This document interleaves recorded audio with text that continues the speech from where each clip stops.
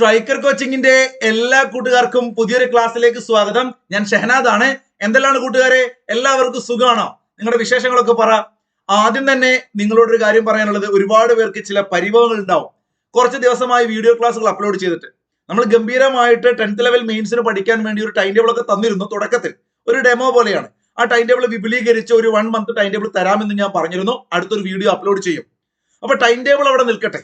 എനിക്ക് നിങ്ങളോടൊരു കാര്യം പറയാനുള്ളത്, എനിക്ക് ചില ആരോഗ്യ പ്രയാസങ്ങൾ വന്നു, വ്യക്തിപരമായ ഓണത്തിന്റെ ഒക്കെ തിരക്ക് വന്നത് മൂലം വീഡിയോ ക്ലാസ്സുകൾ എടുക്കാൻ സാധിച്ചില്ല. തന്നെയുമല്ല, ഈ സമയങ്ങളിലൊക്കെ ഒരു പെയ്ഡ് ബാച്ച്, ഒരു 500 പേര് ഞങ്ങൾ ഒരുമിച്ച് ഇങ്ങനെ ടെലഗ്രാമിൽ ഓഡിയോ ക്ലാസ് ഞാൻ തന്നെയാണ് മുഴുവൻ എടുക്കുന്നത്. അപ്പൊ വ്യത്യസ്തമായ ടൈമിൽ അവിടെ ഓഡിയോ ക്ലാസ് ഒക്കെ എടുക്കാൻ നമുക്ക് എളുപ്പം സാധിക്കും. പക്ഷെ വീഡിയോ ക്ലാസ്സുകൾ എടുക്കാൻ എന്നെ സംബന്ധിച്ച് ചെറിയ ചില സാഹചര്യങ്ങളൊക്കെ ഒരുങ്ങേണ്ടതുണ്ട്. നിങ്ങൾ എല്ലാവരും അറിവിലേക്ക് വേണ്ടി പറയുകയാണ്. ഇപ്പോൾ തന്നെ ഈ ഒരു വീഡിയോ എടുക്കാൻ വേണ്ടി ഞാനൊരു 2 മണിക്കൂറോളം നമുക്ക് വിയർത്ത് കുളിച്ചിങ്ങനെ ഇരിക്കുകയാണ്. അപ്പൊ പെട്ടെന്ന് നമുക്കൊരു വീഡിയോ ക്ലാസ് എടുക്കാൻ എന്നെ സംബന്ധിച്ച് എനിക്ക് സാഹചര്യമല്ല. നിങ്ങൾ യൂട്യൂബിൽ കാണുന്ന പ്രഗത്ഭരായ പല അധ്യാപകരും അല്ലെങ്കിൽ അവർക്ക് സപ്പോർട്ടായിട്ടുള്ള ബാക്കിൽ ഒരുപാട് സ്റ്റാഫും കാര്യങ്ങളും സൗകര്യങ്ങളൊക്കെ ഉണ്ട്. അപ്പൊ നമ്മൾ വളരെ പരിമിതമായ സൗകര്യങ്ങളിൽ നിന്നുകൊണ്ട് നിങ്ങൾക്ക് ഫ്രീ ക്ലാസ്സുകൾ പ്രൊവൈഡ് ചെയ്യുന്നുണ്ട്. ജീവിത സാഹചര്യമായിട്ട് നമ്മൾ യൂട്യൂബ് ക്ലാസ്സുകൾ എടുക്കുന്നില്ല. അതുകൊണ്ടാണ് എനിക്ക് യൂട്യൂബ് ക്ലാസ്സുകൾ നിരന്തരമായിട്ട് അപ്ലോഡ് ചെയ്യാൻ പലപ്പോഴും സാധിക്കാത്തത്. എന്നാൽ മുമ്പൊക്കെ നിരന്തരമായി ക്ലാസ്സുകൾ നൽകിയിരുന്നത് നിങ്ങളുടെ ഗംഭീര സപ്പോർട്ട് ഉണ്ട്. ഈ ഒരു വീഡിയോ സീരീസ് നമ്മൾ തുടങ്ങിയില്ലേ തൊട്ട് മുമ്പിലത്തെ മാസം, തുടക്കത്തിൽ നിങ്ങൾ വലിയ സപ്പോർട്ട് നൽകി. ക്ലാസ്സുകളുടെ ക്വാളിറ്റി കുറയുന്നു അല്ലെങ്കിൽ നിങ്ങൾക്ക് എന്തെങ്കിലും അഭിപ്രായങ്ങളുണ്ട്, തീർച്ചയായിട്ടും കമന്റ് ചെയ്യാം. പക്ഷെ നിങ്ങൾ അത് കമന്റ് ചെയ്യാറില്ല. ഒരു 500 പേര് പോലും നമ്മുടെ ക്ലാസ്സുകൾ കാണുന്നില്ല എന്ന് ഞാൻ മനസ്സിലാക്കുക 500 കമന്റ് കാണാതിരിക്കുകയാണ്. അപ്പൊ നിങ്ങൾക്ക് ഒരു അഭിപ്രായം, ഒരു ക്ലാസ് കണ്ടിട്ട് ഒരു 10 മിനിറ്റ് എങ്കിലും കണ്ടാൽ പറയാൻ പറ്റില്ലെങ്കിൽ പിന്നെ എന്തിനാണ് നമ്മൾ ഈ വീഡിയോ ക്ലാസ് അപ്ലോഡ് ചെയ്യുന്നത്? ആ ഒരു ചിന്ത പലപ്പോഴും വരുന്നത് കൊണ്ടാണ് ആവേശത്തോടു കൂടി ഡെയിലി വീഡിയോ അപ്ലോഡ് ചെയ്യാൻ എന്നെ പോലെയുള്ള ചിലരെങ്കിലും ഉണ്ടാവും യൂട്യൂബിൽ. എല്ലാവരും കാര്യമല്ല പറയുന്നത്, സാധിക്കാത്തത്. അപ്പൊ അതുകൊണ്ട് തന്നെ കൂട്ടുകാർ പരമാവധി സപ്പോർട്ട് നൽകുക. ക്ലാസ്സുകൾ പരമാവധി ഇടാൻ വേണ്ടി ശ്രമിക്കും. ഞാൻ പറഞ്ഞല്ലോ, ഒരുപാട് തിരക്കുകൾ വന്നതുകൊണ്ടാണ്. എന്നിരുന്നാലും പരീക്ഷയ്ക്ക് ഇനിയും മാസങ്ങളുണ്ട്. 10th ലെവൽ മെയിൻസിന് വേണ്ടിയിട്ട് SCERT കംപ്ലീറ്റ്, GK പ്രധാനപ്പെട്ട ഭാഗങ്ങൾ പറ്റുവാണെങ്കിൽ മാത്സ് ഉൾപ്പെടെ എടുത്തു തരാമെന്ന് പറഞ്ഞിരുന്നു. കമ്പനി ബോർഡ് LGSന് വേണ്ടി നമ്മൾ പ്ലേലിസ്റ്റ് സ്റ്റാർട്ട് ചെയ്തിട്ടുണ്ട് അല്ലേ? അപ്പൊ എത്ര പേര് ആ ക്ലാസ്സുകളൊക്കെ കൃത്യമായിട്ട് കണ്ടു? അപ്പൊ കണ്ടവർക്ക് ഒരു 10 ദിവസം നമ്മൾ ക്ലാസ് ഇല്ലാത്ത സമയത്ത് നിങ്ങൾ എന്ത് ചെയ്തു നോക്കൂ. നമ്മുടെ ഈ ഒരു ചാനല് ഞാൻ പറഞ്ഞു, ഇതൊരു ആപ്ലിക്കേഷൻ പോലെ നിങ്ങൾ കാണുക. ഒരു വീഡിയോ ക്ലാസ് പോലും ഈ ഒരു ചാനലില് നിങ്ങൾക്ക് വേണ്ടാത്തതില്ല എന്ന് വെച്ച് കഴിഞ്ഞാൽ ഒരുപാട് വീഡിയോ ഞാൻ ഡിലീറ്റ് ചെയ്തു. ഈ ഒരു ചാനൽ നിങ്ങൾ ഒരു ആപ്പ് ഉപയോഗിക്കുന്ന പോലെ വേണമെങ്കിൽ നിങ്ങൾക്ക് ഉപയോഗിക്കാം. നോക്കൂ, ജസ്റ്റ് ഒരു കാര്യം നമുക്ക് ക്ലാസ്സിലേക്ക് പോകാം. 9ാം ക്ലാസ്സിലെ SCERT എന്ന് പറഞ്ഞ ഒരു പ്ലേലിസ്റ്റ് കാണാം. ഒരു വീഡിയോ പുതിയത് എടുത്തിട്ടുണ്ട്. ഇനി അവിടെ ഒരുപാട് ക്ലാസ്സുകൾ ആ ഒരു പ്ലേലിസ്റ്റിൽ അപ്ലോഡ് ചെയ്യും. ഇതാ 7ാം ക്ലാസ്. ഏറെക്കുറെ നമ്മൾ ഇതുവരെ പഠിച്ച പ്രധാനപ്പെട്ട ചാപ്റ്റേഴ്സ് ഒക്കെ നിങ്ങൾ പഠിച്ചില്ലേ? ഇനി കുറച്ച് ചാപ്റ്റർ കൂടി, 4-5 ചാപ്റ്റർ കൂടി എടുത്താൽ 7ാം ക്ലാസ് കംപ്ലീറ്റ്. LGS കമ്പനി ബോർഡിന് വേണ്ടിയിട്ടുള്ള ക്ലാസ്സുകൾ കംപ്ലീറ്റ് ആയി. കലാസാഹിത്യത്തിന് ഒരു പ്ലേലിസ്റ്റ് ഉണ്ട്. കെമിസ്ട്രിക്ക് വേണ്ടി പ്ലേലിസ്റ്റ് തുടങ്ങിയിട്ടുണ്ട്. എക്കണോമിക്സ്, ഇന്ത്യൻ ഹിസ്റ്ററി, അതുപോലെ തന്നെ ഇന്ത്യൻ ജോഗ്രഫി, ഭരണഘടന, കേരള ചരിത്രം എന്റെ പിറകിൽ കാണാൻ നിങ്ങൾക്ക്. അതുപോലെ തന്നെ ഇതാ കേരള ജോഗ്രഫി. അപ്പൊ ഇന്ന് നമ്മൾ എടുക്കാൻ പോകുന്നത് കേരള ജോഗ്രഫിയിലെ വിജയമന്ത്രം സീരീസ്. സ്ട്രൈക്കർ കോച്ചിങ്ങിന്റെ മുൻകാലങ്ങളിൽ നമ്മളെ ഫോളോ ചെയ്ത കൂട്ടുകാർക്ക് അറിയാം, നല്ല കിടുക്കാച്ചി ഹോട്ട് ടോപ്പിക് എന്ന രൂപത്തിൽ നമ്മൾ നൽകുന്ന വിജയമന്ത്രം PDF നോട്ടുകൾ അത് വെച്ച് പഠിച്ച് കഴിഞ്ഞ 3-4 വർഷങ്ങൾക്ക് മുമ്പൊക്കെ LGS പരീക്ഷ നല്ല മാർക്ക് വാങ്ങി ഒരുപാട് പേരുണ്ട്. ആ വിജയമന്ത്രം സീരീസ് ഇതാ ഞാൻ ആരംഭിക്കുകയാണ് വീണ്ടും ഒരിക്കൽ കൂടി നിങ്ങൾ പുതിയ കൂട്ടുകാർക്ക് വേണ്ടിയിട്ട്. ഇതിന്റെ എല്ലാം PDF നോട്ട് ഫ്രീ ആയിട്ട് നോക്കൂ. ഈ ക്ലാസ്സുകളുടെ എല്ലാം PDF നമ്മുടെ സ്ട്രൈക്കർ PSC കമന്റിൽ ഉണ്ടാവും. നിങ്ങൾ സ്ട്രൈക്കർ PSC എന്നോ സ്ട്രൈക്കർ കോച്ചിങ് എന്നോ സെർച്ച് ചെയ്യുക ടെലഗ്രാമിൽ. അറിയാത്തവർ ടെലഗ്രാം ഒക്കെ അറിയുന്നവരോട് ചോദിക്കുക. എന്നിട്ട് നിങ്ങൾക്ക് ഓരോ വീഡിയോയും കോപ്പി ചെയ്തിട്ട് ആ ടെലഗ്രാം നമ്മുടെ ചാനലിന് മുകളിൽ പോയി സെർച്ച് ചെയ്ത് കഴിഞ്ഞാൽ ഈ എല്ലാ വീഡിയോ ക്ലാസിന്റെയും PDF ആ ടെലഗ്രാം ചാനലിലുണ്ട്. മുഴുവൻ PDF നിങ്ങൾ മുകളിൽ പോയിട്ട് വീഡിയോ ലിങ്ക് കോപ്പി ചെയ്തിട്ട് സെർച്ച് ചെയ്താൽ മതി. അങ്ങനെ സെർച്ച് ചെയ്തിട്ട് നിങ്ങൾക്ക് എല്ലാവർക്കും ഈ PDF നോട്ടുകളൊക്കെ പഠിക്കാം. അപ്പൊ ചുരുക്കി പറഞ്ഞാൽ നിങ്ങൾക്ക് ഫ്രീ ആയിട്ട് മെറ്റീരിയലുകൾ നോക്കൂ. ഓരോ പ്ലേലിസ്റ്റും ഞാൻ ഒരു 7-8 മാസം ആകുമ്പോഴേക്കും, എന്ന് വെച്ചാൽ പരീക്ഷ അടുക്കുമ്പോഴേക്കും ഇത് ഫില്ല് ചെയ്യും. അപ്പൊ നിങ്ങൾ കൂടെ സപ്പോർട്ട് നൽകി എങ്ങനെയാണ് വീഡിയോ ക്ലാസ് അപ്ലോഡ് ചെയ്യുന്ന സമയത്ത്, അത് സൗകര്യമുള്ള സമയത്താണെങ്കിലും കാണുക. പറ്റുന്നവർ ചോദ്യം ചോദിക്കുമ്പോൾ ആൻസർ കമന്റ് ചെയ്യുക. ആൻസർ അറിയില്ലെങ്കിൽ നിങ്ങളുടെ അഭിപ്രായങ്ങൾ കമന്റ് ചെയ്യുക. ഇത്ര മാത്രം ചെയ്താൽ കൃത്യമായിട്ട് ക്ലാസ്സുകൾ വേണമെന്ന് തോന്നുന്നവര്, ഞാൻ പറഞ്ഞ ഒരു 500 പേരെങ്കിലും ഉണ്ടാവുന്ന എന്റെ പ്രതീക്ഷ. ഈ വീഡിയോക്ക് താഴെ പോലും നിങ്ങൾ നോക്കിയാൽ മതി, ഒരു 10-100 കമന്റ് ഉണ്ടാവും. അപ്പൊ ഈ 100 കുട്ടികൾക്ക് വേണ്ടി നമ്മൾ ക്ലാസ് എടുക്കുമ്പോൾ എന്നെ കാത്തിരിക്കുന്ന ഓഡിയോ ക്ലാസ്സിൽ ഒരു 600-700 പിള്ളേരുണ്ട്. ഞങ്ങൾ ഒരു പെയ്ഡ് ബാച്ചിൽ. ആ 600 പേരെ പഠിപ്പിക്കാനല്ലേ എനിക്ക് സ്വാഭാവികമായിട്ടും സമയം കണ്ടെത്തേണ്ടി വരിക. അതാണ് സംഭവിക്കുന്നത്. അപ്പൊ നിങ്ങളുടെ സപ്പോർട്ട് വേണം, കൂടെ നിൽക്കുക. നമുക്ക് തീർച്ചയായിട്ടും പഠിച്ചു തുടങ്ങാം. 1ാമത്തെ ക്ലാസ് ആണ്. 10 മാർക്കാണ് കമ്പനി ബോർഡ് LGSന് കേരള ജോഗ്രഫി അല്ലെ? കേരള ജോഗ്രഫിയിൽ നമുക്ക് ഒരുപാട് ക്ലാസ്സുകൾ.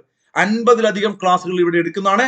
ഒന്നാമത്തെ ക്ലാസ് നമ്മൾ പഠിക്കുകയാണ് കേരളത്തിന്റെ ഭൂമിശാസ്ത്രപരമായ സവിശേഷതകളിലൂടെ പോവുകയാണ്. മലനാട് എന്ന് പറയുന്ന ടോപ്പിക്കാണ്. നമ്മുടെ പിള്ളേരെ പഠിപ്പിച്ച ടോപ്പിക്കാണ്. നിങ്ങൾക്ക് യൂട്യൂബിലൂടെ ഇത്തരം ക്ലാസ്സുകൾ നൽകുന്നത് കേട്ടോ. അപ്പൊ നിങ്ങളെ തീർച്ചയായിട്ടും ഒരിക്കൽ കൂടി പറയുന്നു, ക്ലാസ്സുകൾ ഇഷ്ടപ്പെട്ട ഫ്രണ്ട്സിനൊക്കെ അയച്ചു കൊടുത്തിട്ട് നമ്മുടെ ടെലഗ്രാം ചാനൽ ഫോളോ ചെയ്യുക. അത് കമന്റിലുണ്ട് കേട്ടോ. ഭൂപ്രകൃതിയുടെ അടിസ്ഥാനത്തിൽ കേരളത്തെ നമ്മൾ എത്രയായിട്ട് തിരിക്കും കൂട്ടുകാരെ? ബേസിക് കാര്യങ്ങൾ ബേസ് സെറ്റാക്കി പോയാൽ നിങ്ങൾക്ക് ഏതൊരു PSC പരീക്ഷയിലും നെഗറ്റീവ് മാർക്ക് വരുന്നത് കുറയ്ക്കാൻ സാധിക്കും. അപ്പൊ നമുക്ക് കേരളത്തിലെ ഭൂപ്രകൃതിയെ അടിസ്ഥാനമാക്കി കേരളത്തെ നമുക്ക് 3 ആക്കി തിരിക്കാം. മലനാട്, ഇടനാട്, തീരപ്രദേശം. സെറ്റാണല്ലോ കാര്യങ്ങൾ. അവിടെ നമ്മൾ ഇന്ന് പഠിക്കുന്നത് മലനാടിനെ കുറിച്ചാണ്. കേരളത്തിന്റെ ആകെ ഭൂവിസ്തൃതിയുടെ എത്ര ശതമാനമാണ് മലനാടെന്ന് ചോദിച്ചാൽ കൂട്ടുകാർക്ക് അറിയാം, അത് 48%. പഠിച്ചു വെച്ചേക്കണേ, 48%. ആകെ 100% നമുക്ക് ഭൂവിസ്തൃതി പറഞ്ഞു കഴിഞ്ഞാൽ അതിനകത്ത് 42 എന്ന് പറഞ്ഞാൽ ഇടനാട്, 10% പിന്നെയുള്ളത് അത് തീരപ്രദേശം. അപ്പൊ 100%-ൽ 48 മലനാട്, 42% ഇടനാട്, 10% തീരപ്രദേശം. സ്പീഡായിട്ട് തോന്നുന്നുണ്ടാവും, ബേസിക് ആണ്. അവ അറിയാത്തവർ നോട്ട് എഴുതി വെച്ച് പഠിക്കുക. കേരളത്തിന്റെ ഭൂവിസ്തൃതിയുടെ 48% മലനാടാണ്. സ്ഥിരമായിട്ട് ചോദ്യം വരാറുണ്ട്. PYക്ക് നിങ്ങൾ പരിശോധിച്ച് നോക്കുക. 42% ഇടനാടാണ്, 10% തീരപ്രദേശമാണ്. 48 മലനാട്, 42 ഇടനാട്, 10% തീരപ്രദേശം. ക്ലിയർ ആണല്ലോ? ഇവിടെ മലനാട് എന്ന് പറയുമ്പോൾ സമുദ്രനിരപ്പിൽ നിന്ന് ഹൈറ്റ് കൂടിയ വയനാട്, ഇടുക്കി, നമ്മുടെ മനസ്സിലേക്ക് അങ്ങനെയൊക്കെ വരിക. സമുദ്രനിരപ്പിൽ നിന്ന് ഏകദേശം 75 മീറ്ററിൽ കൂടുതൽ ഉയരമുള്ള പ്രദേശത്തെയാണ് നമ്മൾ മലനാട് എന്ന് വിളിക്കുക. സമുദ്രനിരപ്പിൽ നിന്നും 75 മീറ്റർ. ഇനി ഞാൻ ഇടനാടിന്റെ കാര്യവും തീരപ്രദേശത്തിന്റെ കാര്യവും പറയുന്നില്ല, നമുക്ക് അടുത്ത ക്ലാസ്സിൽ അതിനെക്കുറിച്ച് ഡിസ്കസ് ചെയ്യാം കേട്ടോ. അപ്പൊ സമുദ്രനിരപ്പിൽ നിന്നും 75 മീറ്ററിന് മുകളിലാണെങ്കിൽ മലനാട്. കേരളത്തിൽ ആകെ 48% മലനാട് ഉള്ളത്. ക്ലിയർ? അങ്ങനെയാണെങ്കിൽ മലനാടിന്റെ ശരാശരി ഉയരം എത്രയാണ്? 75 മീറ്ററിന് കൂടുതൽ ഉയരമുള്ള പ്രദേശത്തെ മലനാടെന്ന് വിളിക്കുമെങ്കിലും ശരാശരി മലനാടിന്റെ ഉയരം 900 മീറ്റർ ആണ്. അല്ലെ? മീശപ്പുലി മല പോലെയുള്ള പ്രദേശങ്ങൾ കേരളത്തിലുണ്ട്. ആനമുടി വളരെ ഹൈറ്റ് കൂടിയ സ്ഥലങ്ങളല്ലേ? അപ്പൊ ഇതുപോലെയുള്ള വളരെ ഹൈറ്റ് കൂടിയ സ്ഥലങ്ങൾ ഉണ്ടെങ്കിലും ശരാശരി ഉയരം 900 മീറ്റർ ആണ്. കേരളത്തിന്റെ കിഴക്ക് ഭാഗത്താണ് മലനാട്. നമ്മളെ കേരളത്തിന്റെ മാപ്പ് ഇങ്ങനെയല്ല, നിങ്ങൾ നോക്കുമ്പോ ഇങ്ങനെ ആ കേരള മാപ്പിനകത്ത് കിഴക്ക് മേഖലയിലല്ലടാ എന്തുള്ളത്? നമ്മുടെ ഈ കാണുന്ന പച്ച കളർ, എന്റെ പിറകിലാണ് കാണുന്നുണ്ടാവില്ല നിങ്ങൾ കേരളത്തിന്റെ മാപ്പ്. PDF-ൽ നിങ്ങൾ നോക്കുക കേട്ടോ. കിഴക്ക് മേഖലയിലാണ്. സംഘകാലഘട്ടത്തിൽ വളരെ ഇമ്പോർട്ടന്റ് ആണ്. പ്രാചീന കാലഘട്ടത്തിൽ സംഘകാലഘട്ടം ഉണ്ട്. ആ സംഘകാലഘട്ടത്തിൽ ഓരോരോ പ്രദേശങ്ങളിൽ ചില പേരുകൾ അറിയപ്പെട്ടിരുന്നു. ഇപ്പൊ മലനാട് കുറിഞ്ചി എന്ന പേരിലായിരുന്നു അറിയപ്പെട്ടിരുന്നത്. കുറിഞ്ഞി മല എന്നൊക്കെ നമ്മൾ പറയാറില്ലേ? അങ്ങനെ ചിന്തിച്ചു വെക്കാം. കുറിഞ്ഞി പൂക്കുന്ന മലയിലാണ് കേട്ടോ കുറിഞ്ചി. ഓക്കെ. ഉഷ്ണമേഖല നിത്യഹരിത വനങ്ങളും ചോലവനങ്ങളും ഇവിടെ കാണപ്പെടുന്നു. നമ്മുടെ കേരളത്തിലെ മലനാട്ടിൽ ഉഷ്ണമേഖല നിത്യഹരിത വനങ്ങളും പഠിച്ചു വെച്ചേക്കണേ. കേരളത്തിലെ മലനാട്ടിൽ ഉഷ്ണമേഖല നിത്യഹരിത വനങ്ങളും ചോലവനങ്ങളും കാണപ്പെടുന്നു. കേരളത്തിലെ ഏറ്റവും വലിയ പീഠഭൂമി വയനാടാണ്. ഈ മലനാട് എന്ന് പറയുന്ന ഭൂമിശാസ്ത്രപരമായിട്ട് നമ്മുടെ കേരളത്തിന്റെ ഒരു വിഭാഗമാണ് മലനാട്. അതിൽപ്പെട്ട ഏറ്റവും പ്രധാനപ്പെട്ട സ്പോട്ടാണ് വയനാട്. ആ വയനാടാണ് കേരളത്തിലെ ഏറ്റവും വലിയ പീഠഭൂമി. ഒരു പീഠം കമത്തി വെച്ച പോലെ അല്ലെ? ഒരു നിരപ്പായ സ്ഥലത്ത് നിന്നും പെട്ടെന്ന് ഒരു ഹൈറ്റിലേക്ക് പോയിട്ട് നിങ്ങൾ കോഴിക്കോട് താമരശ്ശേരി ചുരം കണ്ടിട്ടുണ്ടാവില്ലേ? അല്ലെങ്കിൽ തെക്കുള്ളവർക്ക് ഒരു പക്ഷേ അറിയുണ്ടാവില്ല, അവിടെ പോയിട്ടുണ്ടാവില്ല. അപ്പൊ കോഴിക്കോട് എന്ന് പറയുന്ന ഒരു ഭൂമിയിൽ നിന്നും പെട്ടെന്നൊരു ഉയർച്ചയിലേക്ക് പോകുന്നു. അങ്ങനെ വയനാട് എന്ന് പറയുന്ന ഒരു സ്ഥലത്തേക്ക് എത്തുന്നു. അപ്പൊ അതാണ് കേരളത്തിലെ ഏറ്റവും വലിയ പീഠഭൂമി വയനാട്. ഇനി നമുക്ക് നോക്കേണ്ടത് ഈ മലനാട് എന്ന് പറയുന്ന ടോപ്പിക്കിൽ ഏറ്റവും ഇമ്പോർട്ടന്റും PSC പരീക്ഷകൾ സ്ഥിരം ചോദിക്കുന്നതുമായ ഒരു കാര്യമാണ് കേരളത്തിലെ ഏറ്റവും വലിയ കൊടുമുടി ഏതാണ്? എന്തിനു പറയുന്നു പശ്ചിമഘട്ട മലനിരയിലെ ഏറ്റവും വലിയ കൊടുമുടി ഏതാണ്? അതുമല്ലെങ്കിൽ തെക്കേ ഇന്ത്യയിലെ ഏറ്റവും ഉയരം കൂടിയ കൊടുമുടിയാണ് ഏതാണ്? അതുമല്ലെങ്കിൽ ഇന്ത്യൻ ഉപദ്വീപിലെ ഏറ്റവും ഉയരം കൂടിയ കൊടുമുടി ഏതാണ്? ഇന്ത്യൻ ഉപദ്വീപ് എന്ന് പറഞ്ഞാല് 3 ഭാഗവും വെള്ളത്താൽ ചുറ്റപ്പെട്ട് കിടക്കുന്ന ആ ഒരു കഷ്ണം ഇന്ത്യയുടെ. ഇങ്ങനെയൊക്കെ ചോദിച്ചാലും മക്കളെ ഒരൊറ്റ ഉത്തരമാണ്. ആലോചിച്ച് നോക്കൂ നിങ്ങൾ, ആനമുടിയാണ്. ഏതുറക്കത്തിൽ ചോദിച്ചാലും നിങ്ങൾ പറയേണ്ട ഉയരമാണ് ആനമുടിയുടെ ഉയരം. നോക്കൂ, കഴിഞ്ഞ 10 വർഷത്തിനിടയിൽ PSC-യുടെ പരീക്ഷാ പേപ്പർ എടുത്തു നോക്കിയാൽ എത്ര തവണയാ ചോദിച്ചത്?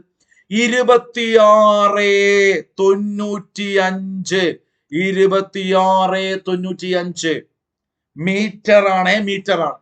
അതല്ലെങ്കിൽ 88.42 അടിയാണ്.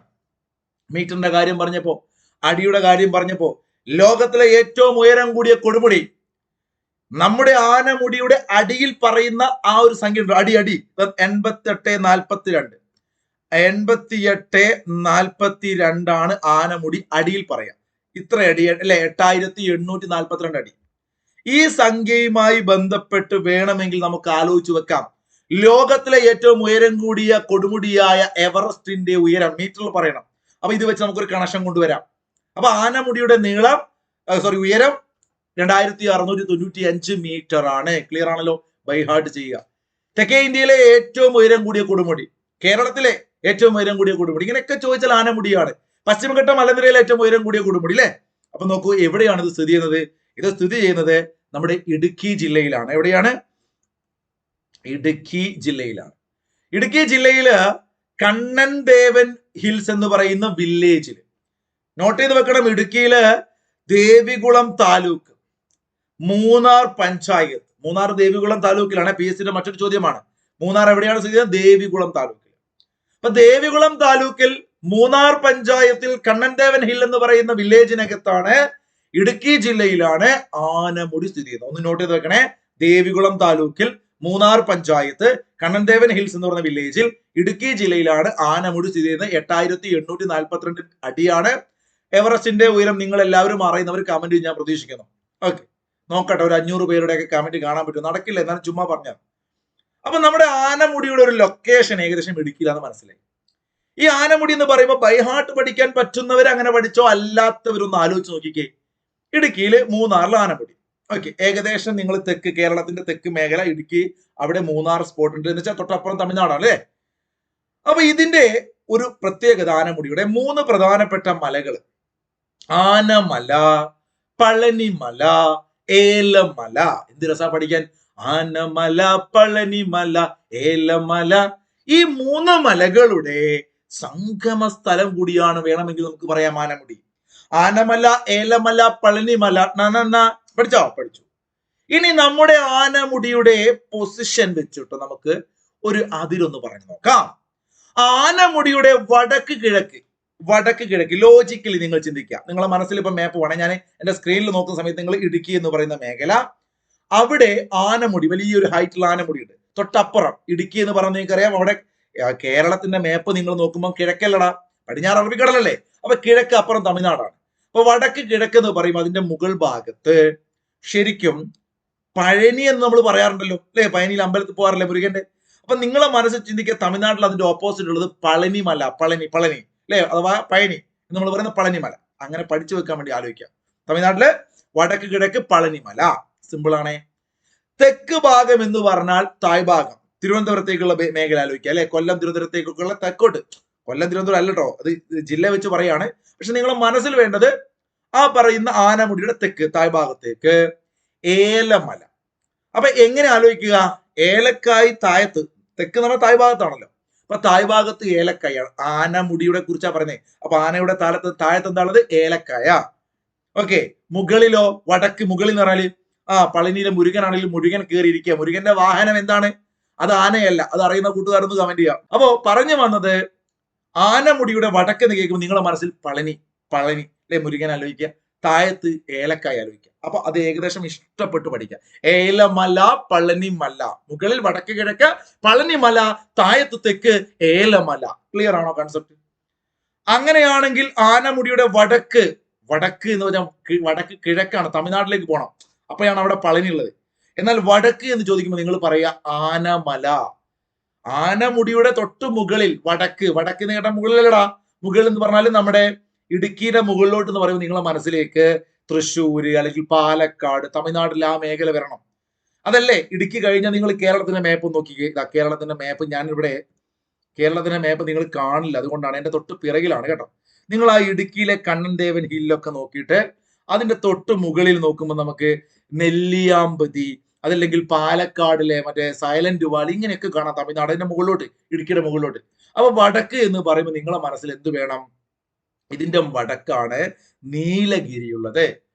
ആനമല, അതായത് ആനമുടിയുടെ വടക്ക് മേഖലയിൽ ആനമലയാണ്. ആനമലയുടെ വടക്ക് എന്ന് കേൾക്കുമ്പോൾ നീലഗിരി. ഇത് ശരിക്കും നിങ്ങൾ ആ ഒരു ഭൂമിശാസ്ത്രപരമായി ചിന്തിച്ചാൽ നിങ്ങൾക്ക് കിട്ടും. നീലഗിരി എന്ന് കേൾക്കുമ്പോൾ ഊട്ടി അല്ലെ, അല്ലെങ്കിൽ തമിഴ്നാട്ടിലെ നീലഗിരിയുടെ സഖികളെ എന്നൊരു പാട്ടൊക്കെ അല്ലേ. അപ്പൊ നീലഗിരി എന്ന് കേൾക്കുമ്പോൾ നിങ്ങളെ മനസ്സിലേക്ക് അങ്ങനെ വരണം. അപ്പൊ ഇതൊക്കെ ഒന്ന് ഇഷ്ടപ്പെട്ട് ആലോചിക്കുക. ഇടുക്കിയിലാണ് ആനമുടി.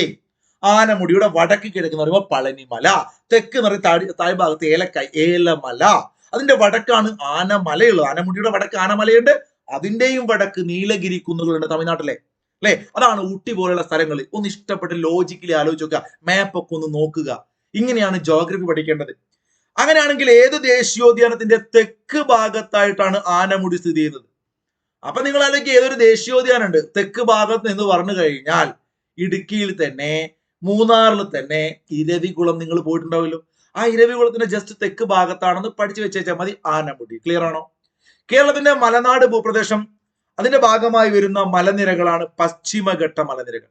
കേരളത്തില് നിങ്ങളിപ്പോ കാസർഗോഡ് റാണിപുരം മുതൽ ഇങ്ങനെ എടുത്തു നോക്കിക്കഴിഞ്ഞാൽ വയനാട്, കോഴിക്കോട്, അല്ലെങ്കിൽ തൃശ്ശൂർ, പാലക്കാട്, ഇടുക്കി, ഇതിലൂടെയൊക്കെയുള്ള വനമേഖല പശ്ചിമഘട്ടമാണ്, അല്ലെ? നോക്കൂ, തെക്ക് തമിഴ്നാട് താഴത്ത് മുതൽ വടക്ക് ഗുജറാത്ത് വരെ വ്യാപിച്ചു കിടക്കുന്ന മലനിരകളാണ് പശ്ചിമഘട്ടം. സഹ്യപർവ്വത നിര എന്നറിയപ്പെടുന്ന പർവ്വതനിര അറിയാത്തവരുണ്ടോ? സഹ്യപർവ്വതൻ, അല്ലെ? ആ സഹ്യപർവ്വതം എന്നുള്ള പേര് പശ്ചിമഘട്ടത്തെയാണ് വിളിക്കുക, സഖ്യപർവ്വത നിര. പശ്ചിമഘട്ടത്തിന്റെ ശരാശരി നീളമാണ് പറയുന്നത്.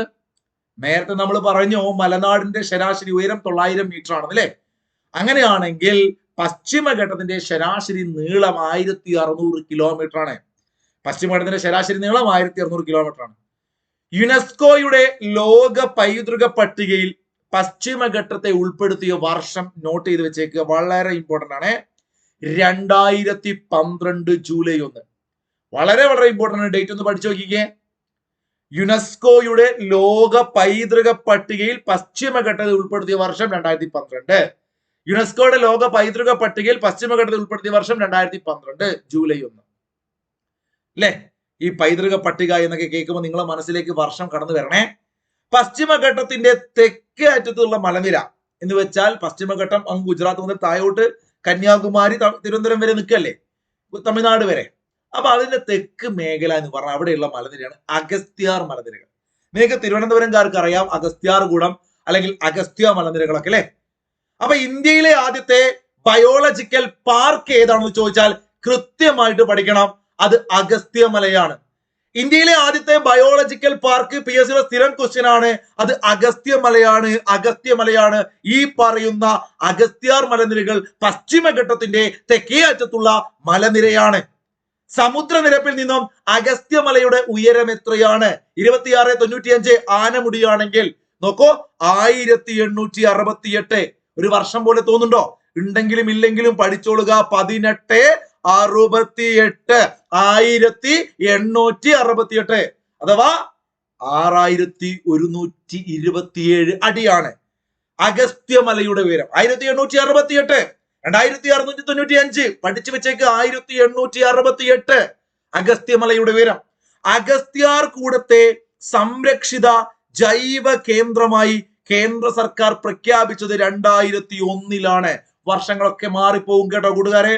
പശ്ചിമഘട്ടത്തെ യുനെസ്കോ ലോക പൈതൃക പട്ടികയിൽ ഉൾപ്പെടുത്തിയ 2012 അഗസ്ത്യാർ കൂടത്തെ സംരക്ഷിത ജൈവ കേന്ദ്രമായി കേന്ദ്ര സർക്കാർ പ്രഖ്യാപിച്ചത് 2001 വർഷം നോട്ട് ചെയ്ത് വെക്കുക, ഇടയ്ക്കിടയ്ക്ക് റിപ്പീറ്റ് ചെയ്യുക. വേണമെങ്കിൽ ക്ലാസ് ഒക്കെ ഇടയ്ക്കിടയ്ക്ക് കണ്ടുവേണ്ടിട്ടോ റിവിഷന്റെ ഭാഗമായിട്ട്. ഇന്ത്യയിൽ നിന്നുള്ള 10ാമത്തെ ബയോസ്ഫിയർ റിസർവായി അഗസ്ത്യാർ കൂടത്തെ തെരഞ്ഞെടുത്തത് 2016 അപ്പൊ ഈ വർഷവും മറക്കരുത്.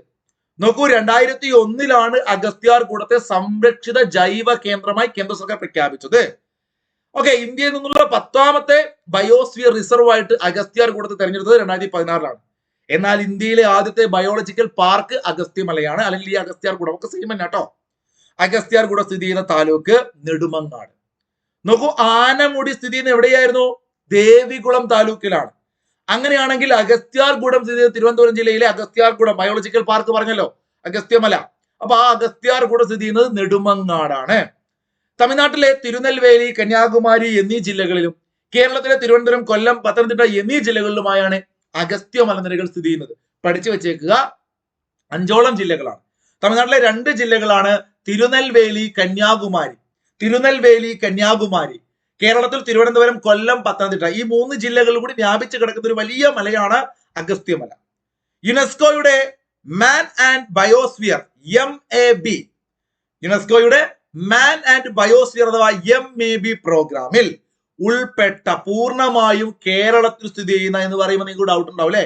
അല്ലെ ഇപ്പൊ എല്ലാം പറഞ്ഞു തിരുനെൽവേലിയും കന്യാകുമാരി ഉണ്ട്. അത് മൊത്തത്തില് ഈ അഗസ്ത്യ മലനിരകൾ ഇങ്ങനെ വ്യാപിച്ച് കിടക്കുന്ന ഏരിയയെ കുറിച്ച് പറയാണ്. അപ്പൊ അത്തരത്തിൽ അഗസ്ത്യാർ കൂടം എന്ന് പറയുന്ന ഒരു സ്പോട്ട് ഉണ്ടല്ലോ തിരുവനന്തപുരത്ത് അല്ലെങ്കിൽ കേരളത്തില്. അപ്പൊ അതിനെ കുറിച്ചാണ് പറയുന്നത് യുനെസ്കോയുടെ മാൻ ആൻഡ് ബയോസ്ഫിയർ പ്രോഗ്രാമിൽ ഉൾപ്പെട്ട പൂർണ്ണമായും കേരളത്തിൽ സ്ഥിതി ചെയ്യുന്ന ബയോസ്ഫിയർ റിസർവ് ആണ് അഗസ്ത്യാർകൂടം റിസർവ്.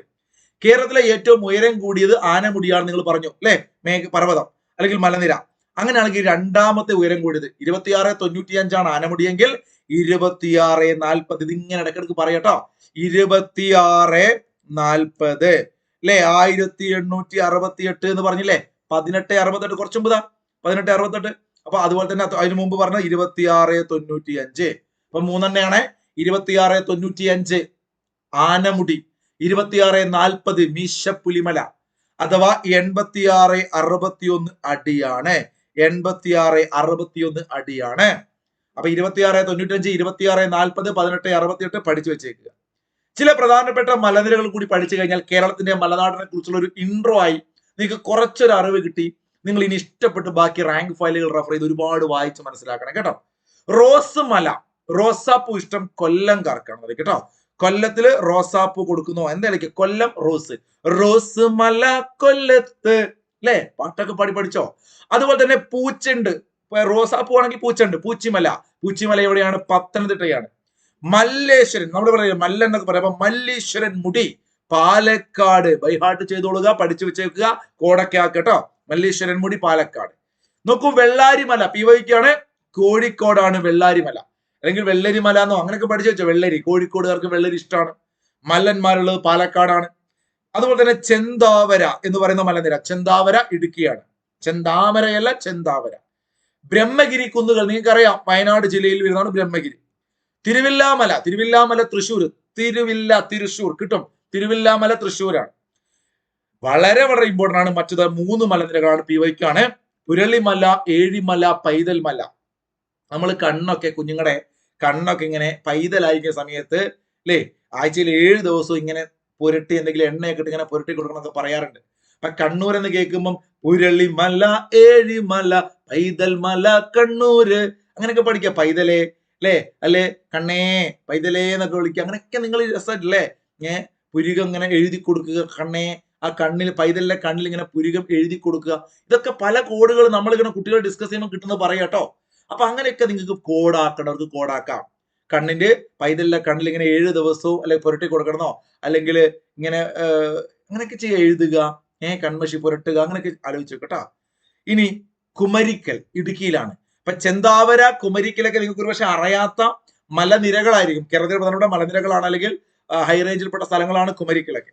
റാണിപുരം, കേരളത്തിന്റെ ഊട്ടി എന്നറിയപ്പെടുന്ന സ്ഥലമാണ് റാണിപുരം കേട്ടോ. കാസർഗോഡാണ് കേരളത്തിന്റെ ഊട്ടി. റാണിപുരം ചോദിക്കും. പാലപ്പിള്ളി, പാലാപ്പള്ളി, തിരുപ്പള്ളി അല്ലത് പാലപ്പിള്ളി. അപ്പൊ നോക്കൂ, തിരുവില്ലാമലയും പാലപ്പിള്ളിയും തൃശ്ശൂരാണ്. പഠിച്ചു വെച്ചേക്കട്ടോ. പാലപ്പിള്ളി, പാലപ്പിള്ളി, പാലപ്പിള്ളി തൃശ്ശൂരാണ്. അരിമ്പ്രക്കുന്നുകൾ അല്ലെ? നോക്കൂ, മിനി ഊട്ടി, കേരളത്തിന്റെ മിനി ഊട്ടി എന്നറിയപ്പെടുന്നത്, കേരളത്തിന്റെ ഊട്ടി റാണിപുരമാണെങ്കിൽ മിനി ഊട്ടി എന്നറിയപ്പെടുന്നത് അരിമ്പ്രക്കുന്നുകളാണ്. അരിമ്പ്രക്കുന്നുകളാണ്. അപ്പൊ കൂട്ടുകാരോട് ഞാനൊരു ചോദ്യം ചോദിക്കുകയാണ്, 2 ചോദ്യം ചോദിക്കുകയാണ് കേട്ടോ. പാവപ്പെട്ടവന്റെ ഊട്ടി, പാവപ്പെട്ടവന്റെ ഊട്ടി എന്നറിയപ്പെടുന്ന ഊട്ടി നിന്ന് ഇതെങ്ങനെ അല്ലെ? ഒന്നാമത്തെ ക്വസ്റ്റ്യൻ ഒന്ന് കമന്റ് ചെയ്തേ. പാവങ്ങൾക്കുണ്ട് ഊട്ടി. രണ്ടാമത്തെ ക്വസ്റ്റ്യൻ ഇതാണ്, മലബാറിന്റെ ഊട്ടി. എന്റെ നാട്ടിന്റെ അടുത്തായിട്ട് ഒരു കുളു വേണേ തരാം. കുളു ഊട്ടി നെയ്ത് എന്നെ കൊണ്ടാവില്ല. മലബാറിന്റെ ഊട്ടി. മക്കളെ, ഞാൻ വേർത്ത് കുളിച്ച് ഞാൻ ഇവിടെ നിൽക്കുന്ന സ്ഥലം ഇങ്ങനെ വെള്ളത്തിലാണ് നിൽക്കുന്നത് കേട്ടോ. അപ്പൊ ആ അവസ്ഥയിലാണ് ക്ലാസ് എടുക്കുന്നത്. അതുകൊണ്ട് തന്നെ എഴുതാനൊക്കെ ഭയങ്കര ബുദ്ധിമുട്ടാണ്. നിങ്ങൾ അഡ്ജസ്റ്റ് ചെയ്യാം. നിങ്ങൾ ക്ലാസ്സുകൾ കമന്റ് ചെയ്യുക. ഞാൻ പറഞ്ഞു എന്നേ ഉള്ളൂ, നിങ്ങളുടെ സപ്പോർട്ട് കുറയുമ്പോൾ നമുക്ക് ക്ലാസ് എടുക്കാനുള്ള താല്പര്യം കുറയും. Kerala geography, Kerala history, Indian geography, Indian history ഉൾപ്പെടെ ഓരോ പ്ലേലിസ്റ്റിലും 100 കണക്കിന് വീഡിയോ ക്ലാസ്സുകൾ വേണം.